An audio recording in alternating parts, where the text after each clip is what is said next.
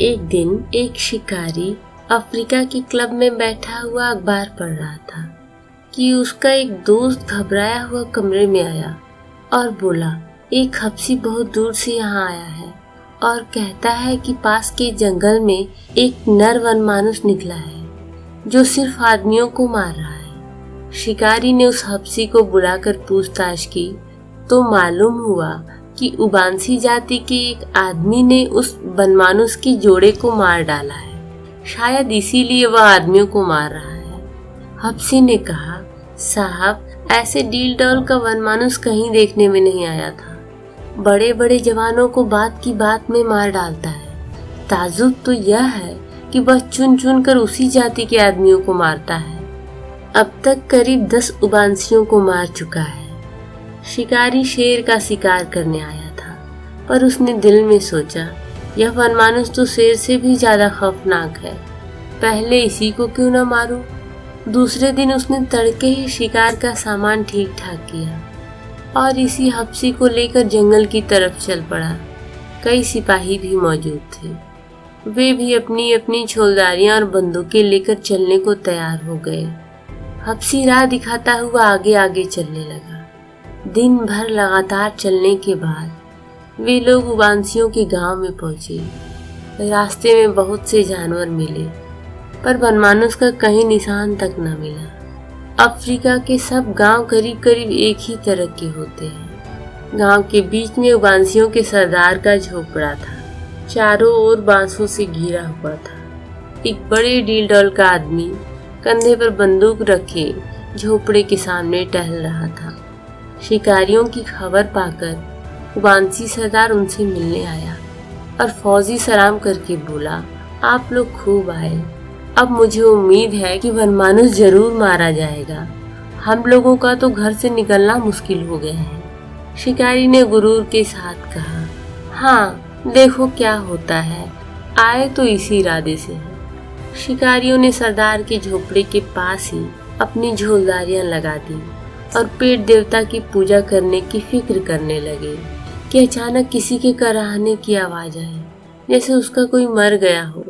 शिकारी ने पूछा, यह कौन रो रहा है?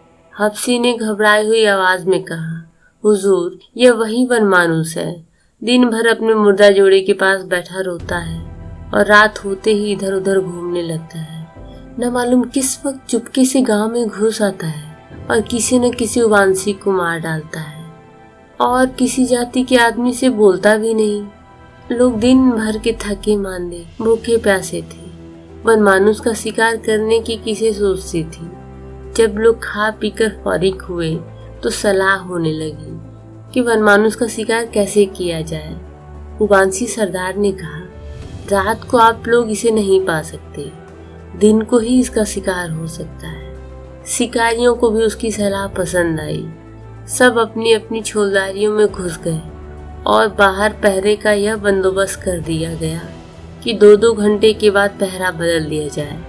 शिकारी थका था, जल्दी ही सो गया, लेकिन थोड़ी ही देर सोया था कि उसकी नींद टूट गई और सामने एक बड़ी सी परछाई दिखाई पड़ी।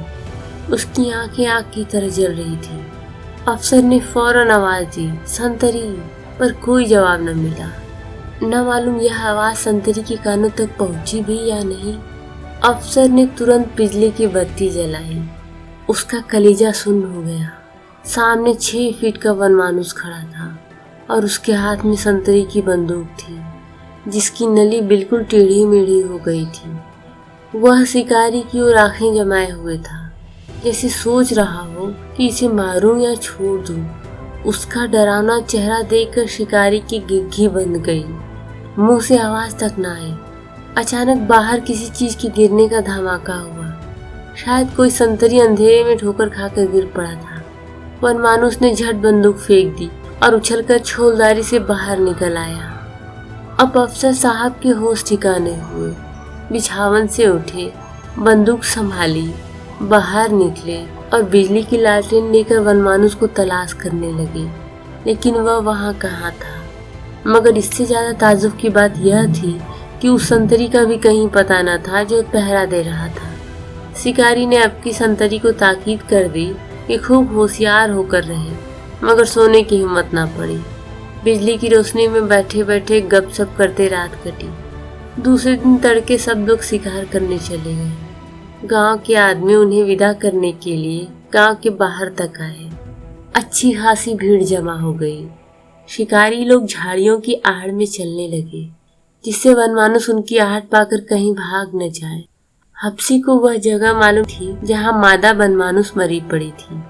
उसी के पीछे पीछे लोग चले जा रहे थे। जाते जाते रास्ते में एक जगह बड़ी बदबू आने लगी। हप्सी सहम कर ठिठक गया और कान लगाकर सुनने लगा। वहीं रोने की आवाज सुनाई दी। शिकारी ने अपने साथियों से कहा, तुम लोग बंदूक तैयार रखो, मैं आगे आगे चलता हूँ। मगर अभी 200 कदम भी न गया था कि इसे वह वनमानुष नजर आया। मगर वह अकेला न था, उसके जोड़े की लाश भी वहीं पड़ी हुई थी। वनमानुष उस लाश पर झुका हुआ अपने दोनों हाथों से छाती पीट पीट कर रो रहा था। उसके चेहरे से ऐसा मालूम हो रहा था मानो अपने जोड़े से कह रहा था कि एक बार फिर उठो, चलो यह देश छोड़कर उस देश में जाकर बसे जहाँ के आदमी इतने निर्दयी, इतने कठोर नहीं है। जब वह देखता था कि उसके इतने समझाने पर भी मादा ना बोलती और ना हिलती है, तो वह छाती पीट पीट कर रोने लगता था। यह हाल देखकर शिकारी का दिल दुख से पिघल गया। बंदूक उसके हाथ से गिरी। शिकारी का जोश ठंडा हो गया। साथियों को लेकर वह डेरे पर लौट आया। सब लोग वहां बैठकर बातें करने लगे। देखो, जानवरों में भी कितनी मोहब्बत होती है। लाश सड़ गई है, मगर नर अभी तक उसे नहीं छोड़ रहा है। उबांसियों ने यह बहुत बुरा काम किया कि उसकी जोड़े को मार डाला। अभी यही बातें हो रही थी कि देखा कई आदमी एक लाश लिए चले आ रहे हैं। शिकारी लाश को फौरन पहचान गया। यह उस संतरी की लाश थी। मालूम हो गया कि उसी वनमानुष ने रात को इसे मार डाला है।